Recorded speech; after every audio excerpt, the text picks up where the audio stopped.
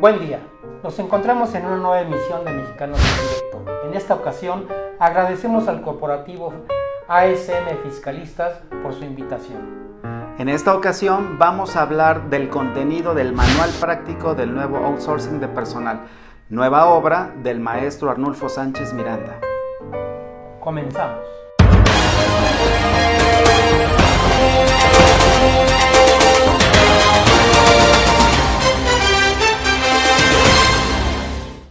Hola, ¿qué tal? Buenas tardes. Maestro Arnulfo Sánchez Miranda, bienvenido, le agradecemos la invitación para estar en esta nueva edición de Mexicanos en Directo.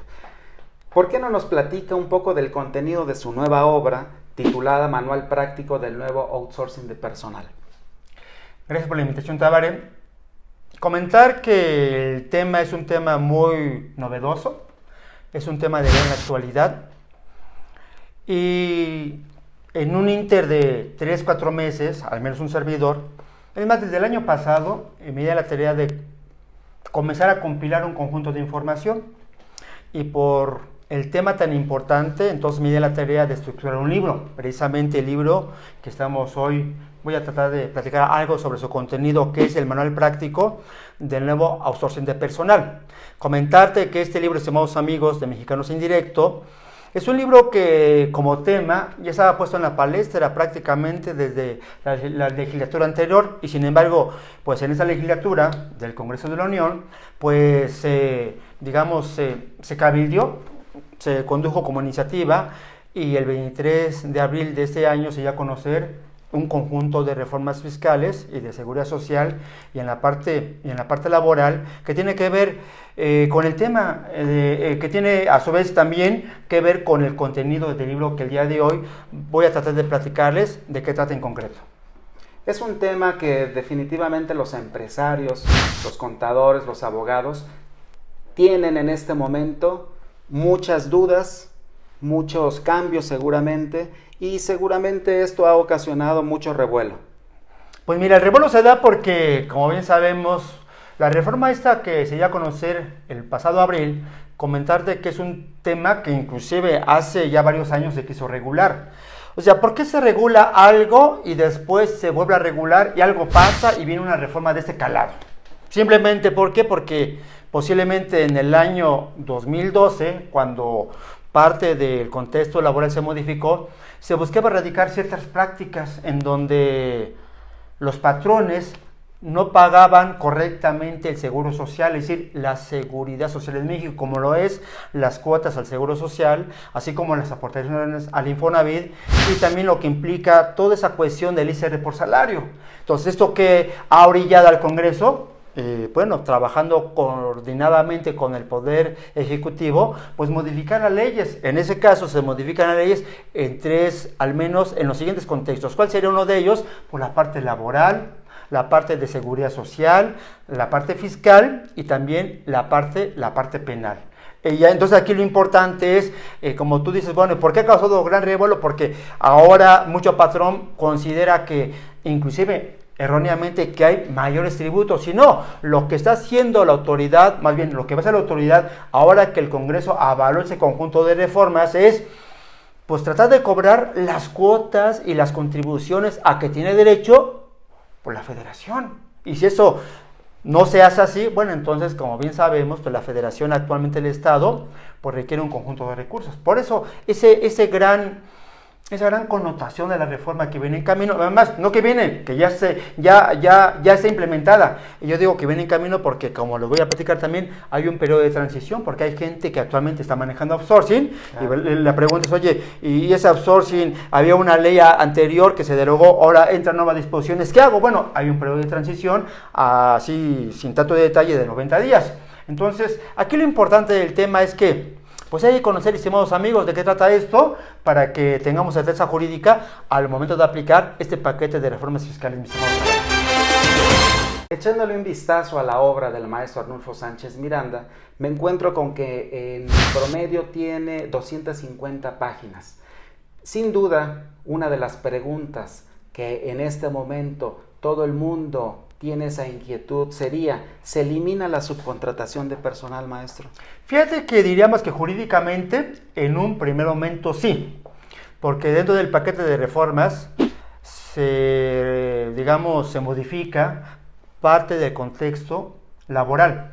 Si bien es cierto, hay un artículo que establece, que es el artículo 12 de la Ley Federal del Trabajo, donde de manera muy clara se establece, se elimina la subcontratación de personal. Sin embargo, cuando uno comienza a analizar los siguientes preceptos, vamos a darnos cuenta que efectivamente no es que se elimine, mi estimado Tabaret y amigos de Mexicanos Indirectos, sino más bien se trata de delimitar, va a ser la expresión, se delimita. Por ejemplo, a lo mejor como ejemplo, la persona moral que daba en esa cuestión de outsourcing de personal a una empresa 100 personas, posiblemente con esa regulación solamente va a poder ofertar 50 o 40 o 20. ¿Por qué? Porque se delimita a ciertos quehaceres, porque ahora dice claramente la normatividad laboral que solamente pueden llevar a cabo la subcontratación de personal si, solo si se dé el personal o se ponga personal a disposición cuando este personal se vaya a dedicar a su vez a la prestación de servicios especializados o obras especializadas. Entonces quiere decir que no cualquier servicio tiene que ir de la mano con poner a disposición personal, mi estimado Tabaré. Definitivamente entonces, de manera muy específica, no se elimina. No se elimina. Correcto. Desde un punto de vista jurídico, más bien se delimita. Encuentro algo muy interesante y quisiera preguntarle, ¿qué son los servicios especializados u obras especializadas que usted toca aquí en esta obra? Si bien es cierto que en la ley como tal, tanto en el artículo 13 de la Ley Federal del Trabajo, simplemente se hace alusión al término de servicios especializados o obras especializadas, sin embargo no se define. Entonces, quiero comentarles que a través de lo que prevé la Ley Federal del Trabajo, en su artículo 15, se dijo, ya se hizo, me voy a decir por qué acabo de decir esto, que la Secretaría del Trabajo y Previsión Social debería conocer un conjunto de reglas operativas, las cuales ya se publicaron, por cierto, en el Diario Oficial de la Federación el pasado 24 de mayo. Ahora bien, en esas reglas de funcionalidad operativas se establece una especie de definición que más que definirlo creo que hasta nos mete en más complicaciones, pero trataré de participar parte del material que está en ese compendio, que es el manual del cual en esos momentos estamos platicando, y dice claramente que se entiende por servicio u hora especializada, dice que son aquellas que reúnen elementos o factores distintivos de la actividad que desempeña la contratista. Recordemos que cuando hablamos de la outsourcing, estimados amigos, hay una empresa contratista y hay una empresa contratante.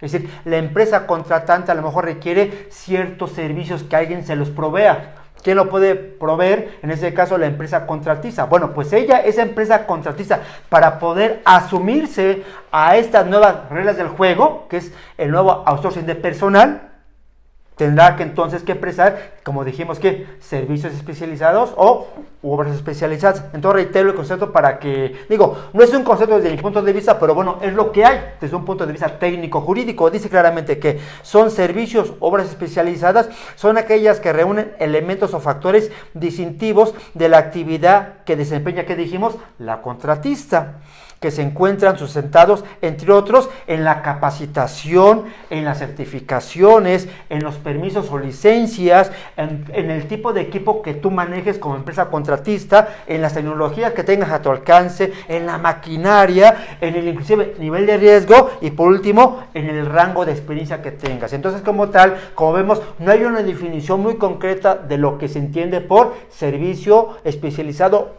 u obra especializada, pero también en esas reglas operativas que quiero comentar, Tabaré, y para la gente que ve este video, es que pues en las reglas que acabo de comentar también se hace alusión a que, para que tengamos una idea todavía más concreta a qué se refiere la normatividad laboral, tendríamos que remitirnos a lo que establece en su oportunidad el reglamento de la Ley del Seguro Social, que tiene que ver con afiliación y vigencia, y se menciona el artículo 196.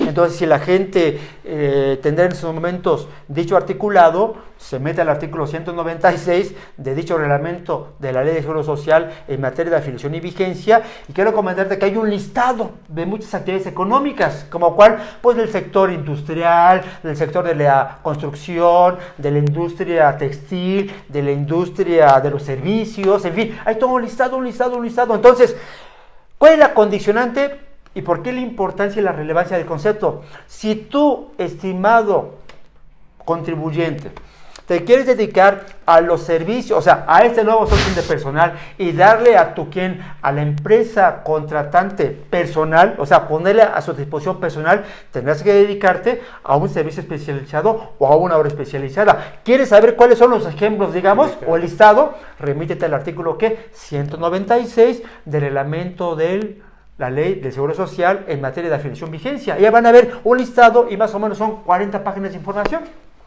Y claro, en nuestro manual que elaboramos para tales efectos, simplemente le dan un clic y automáticamente lleva a un sitio donde está ese tipo de actividades que desde un que son actividades económicas, pero que desde un punto de vista técnico se llaman ¿qué? Servicios especializados u obras especializadas, mi estimado Tabaré.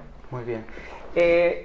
Quiero comentarles que esta nueva obra forma parte de lo que es el portal tributario, en donde el maestro, autor, Arnulfo Sánchez Miranda, está ingresando para que todos ustedes puedan identificar cada uno de los temas, cada una de las obras y se apoyen con lo que es su obra específica y puedan lograr un mejor desarrollo profesional.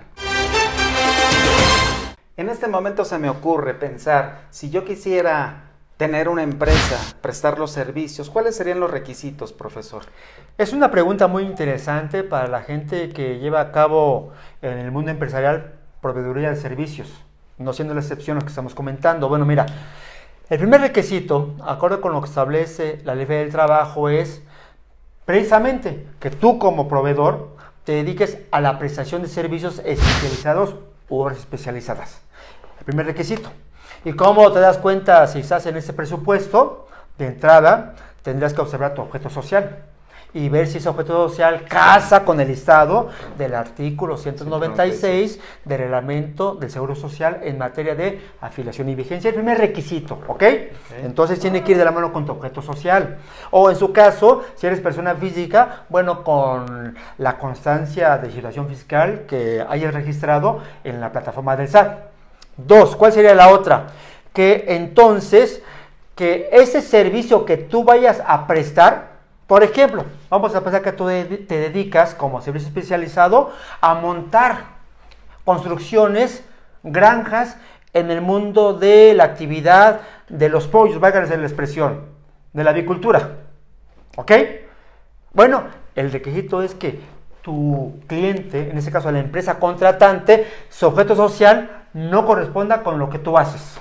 Es decir, lo que no se vale es que tú los servicios que vayas a prestar de tipo especializado o de obra especializada, es que tu contratante sea parte de su objeto social. Entonces, tienes que analizar eso. Okay. Y como tercera condicionante es que tú en calidad de proveedor de dichos servicios, tienes que tramitar un registro ante la Secretaría de Trabajo y Previsión Social. Entonces tienes que hacer fila, hay una plataforma precisamente que está en la Secretaría del Trabajo y entonces te accesas, te va a pedir un conjunto de información y sobre todo de entrada, ¿cuál? Tu objeto social. Y que todo servicio que presta un tercero no case con su objeto social de ese tercero en calidad de empresa que contratante. Entonces digamos que son 3 grandes requisitos, aquí lo resumo. 1, que efectivamente te dediques a la prestación de servicios especializados u obras especializadas. 2, que ese servicio a tu empresa, a tu cliente, que en este caso va a ser la empresa contratante, no tenga que ver con su objeto social. Y 3, que tú como proveedor de tales servicios tengas un registro ante la Secretaría del Trabajo y Previsión Social, mi estimado Tabaré. En este momento, estas reformas, ¿cuál sería el objetivo muy concreto, maestro? ¿Cuáles son los cambios que se persiguen entonces en estas reformas?